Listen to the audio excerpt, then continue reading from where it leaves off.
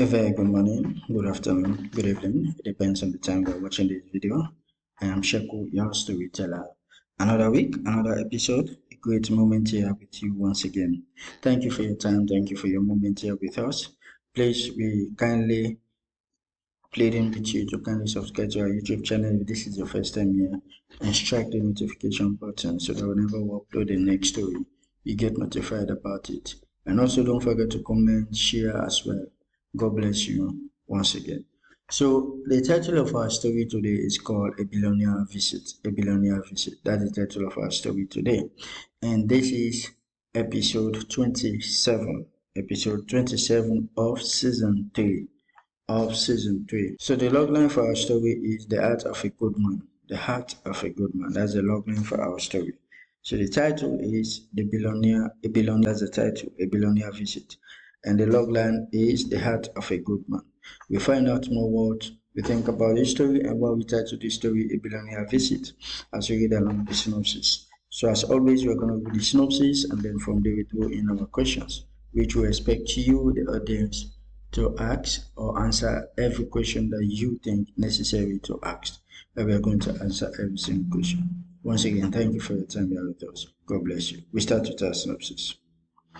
Just like every other day, in keeping with his late family promises, he paid a surprise visit to the hospital to donate blood and cover up medical bills couldn't afford them. He was welcomed warmly as always. On his way home, he passed by the maternity department where a large crowd was gathered around an innocent baby girl on the floor. Only child. Everyone watched with fear and sorrow. He stepped in and adopted her as his only child, believing this was a message from his late family. He raised her with love and provided her with everything. Life was good, and Marian grew up to become a powerful woman in the society, owned one of the biggest advertising companies in Africa. It was time for her to move on with her life and get married, but she noticed her father's loneliness and how he was often moody.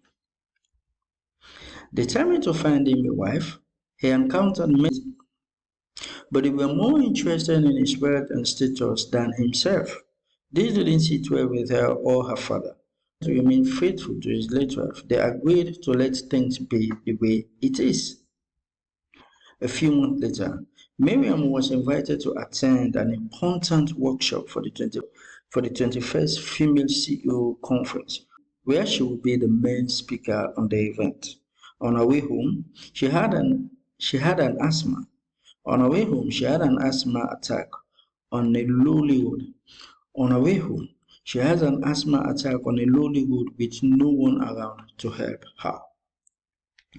A woman in her late 40s emerged from the forest with firewood and did everything she could to save Miriam's life.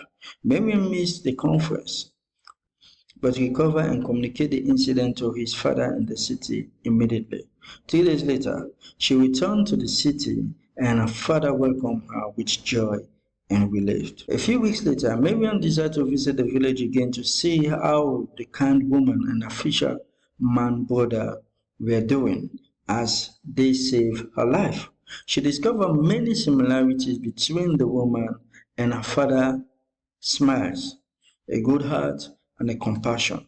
Convinced that this was the woman for her father, she returned to the city to inform him, convince him to at least meet the woman and perhaps employ her as a cook if he wouldn't marry her.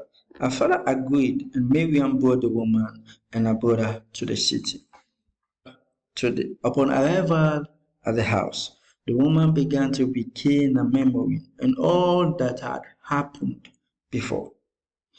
Miriam's father, Dr. Dewey, had left for the office to sign some contract very important for the company.